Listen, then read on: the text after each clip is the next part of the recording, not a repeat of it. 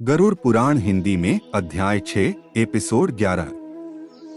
पिंडदान का महत्व। मृतक शरीर की आत्मा अपने साथ कर्मों का लेखा जोखा दूसरे लोक या अगले जीवन के लिए नहीं ले जाती। आत्मा अपने साथ अपने कर्मों का ब्यौरा, जो कि एक चिप कार्बन के कण पर अंकित होता है और जिसे चित्रगुप्त भी कहा जाता है। चित्र का अर्थ तस्वीर और गुप्त का अर्थ जिसका भेद न मालूम हो। यह एक अलौकिक क्रिया है और जो कि वायु द्वारा साथ जाता है और जिसे बायोचिप बोलते हैं। मृत्यु के बाद आत्मा के साथ चिपका रहता है। यह बायो आत्मा साधारण आँखों से दिखाई नहीं देती और यह अंगूठे जितनी बड़ी होती है, परंतु इसकी मोटाई नहीं दिख सकती। पूरे जीवन का ब्यौरा कार्बन, वायु या हाइड्रोजन के कण पर प्राणी जो कुछ भी देखता, सुनता, बोलता और सोचता है अंकित हो जाता है। इसमें अंकित सारी सूची यह चिप यमराज को देता है। केवल यमराज ही इसको पढ़ सकता और नष्ट कर सकता है। उसे नष्ट करने के बाद ही यमराज प्राणी के कर्मों अनुसार उसे दंडित करते हैं। जब तक बायो चिप आत्मा के साथ रहता है, बायो आत्मा दूसरा शरीर धारण नहीं कर सकती। जब यह चिप बायो आत्मा से अलग किया जाता है, तब शुद्ध आत्मा अपने कर्मों अनुसार दुख या सुख का भोग करके नया शरीर धारण करती है। मृत्यु उपरांत बायो आत्मा मृतक शरीर में प्रवेश करने की कोशिश करती है, परंतु यह प्रेत आत्मा मृतक शरीर उसकी अस्थियों के पास वायु में दुखी रूप में मंडराती रहती है।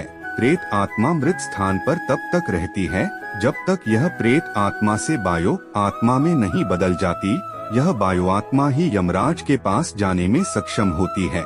इस प्रेत आत्मा को बायो आत्मा में परिवर्तन करने के लिए पिंड दान की आवश्यकता होती है।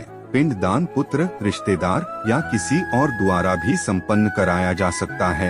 यह 10 दिन की रस्म है। पिंड को 4 भागों में बांटा जाता है। 2 भाग 5 भूतों पृथ्वी, जल, वायु, अग्नि और आकाश, 1 भाग यमदूतों और 1 भाग प्रेत आत्मा के लिए अर्पण किया जाता है। 19 दिन तक यह भोज खाने के बाद प्रेत आत्मा प्रेत शरीर में, जिसका नाप मनुष्य शरीर के हाथ जितना होता है, बदल जाती है और 10वें दिन इसको शक्ति मिलती है। इस शक्ति के साथ यह रामराज तक के रास्ते पर चलने को तैयार हो जाती है। इन रास्ते को मृत्युसदक भी कहा जाता है। पिंड दान में दी हुई लाई से प्रथम दिन सर, दूसरे दिन गर्दन, कंधे, तीसरे दिन हृदय, चौथे दिन पीठ, 5वें दिन धूनी, 6वें दिन कुल्हे, गुप्त अंग, 7वें दिन जांघ, 8वें दिन घुटने, 9वें दिन पैर, 10वें दिन भूख प्यास। यह निर्वाचित प्रेत शरीर भूख प्यास से दुखी 11वें 12वें दिन भोजन करता है। 13वें दिन प्रेत शरीर यमदूतों के पाशबुद्धों में जकड़ा एक बंदी बंदर की तरह मृत्यु सड़क पर घसीटता हुआ चलता है। यम नगरी की दूरी 86,000 योजन, 1 योजन 15 किमी लगभग है और एक दिन रात में 247 योजन चलना पड़ता है। 16 पौर रास्ते में अनेक प्रकार की यातनाएं, दुर्लभ रास्ते, भयानक पीड़ाएं 11 महीनों तक सहते हुए यमराज का राज्य शुरू होता है। वहाँ से यम नगरी का रास्ता शुरू होता है, जो कि इससे भी कष्टदायी है। टिप्पणी: कई विद्वानों का मत है कि यह प्रेत आत्मा वायु की सहायता से चलती है और हम यह समझ सकते हैं कि जो वायु प्रेत आत्मा को लेकर चलती है, उसे कई प्रकार के वातावरण जैसे बदबू, नदी, पहाड़, ठंड, गर्मी, जानवर आदि के पास से निकलना पड़ता है। गरुड़ पुराण में वैतरणी नदी का इतना भयानक रूप वर्णन किया है। संभवतः प्राचीन काल में लिखा गया यह ग्रंथ उस समय में ब्राह्मणों और गौ की सुरक्षा के हेतु आम जनता के दिलों में एक अलौकिक भय बिठाने के लिए वर्णित किया गया है, ताकि लोगों में ब्राह्मणों को गौ अन्य दान देने से उनके पाप नष्ट होने का भ्रम बना रहे। आप इस दार्शनिक विचार को कैसे लेते हैं, आप पर निर्भर करता है।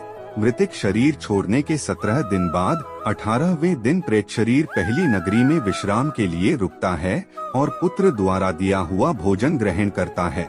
इस तरह सब नगरियों को पर करता हुआ 1 वर्ष के अंत में बाहुभैतपुर नगरी पहुंचकर प्रेत शरीर अपने शरीर को छोड़कर अंगूठे के नाप का शरीर धारण कर लेता है। प्रेत आत्मा अपने कर्मों का भोग भोगने यमदूतों के साथ पाशबुंधों में जकड़ा हवा में चल पड़ता है। यमराज की नगरी में 4 द्वार बने हुए हैं। इनमें से पाप कर्मी दक्षिण द्वार से यमराज की राजधानी की ओर प्रस्थान करते हैं।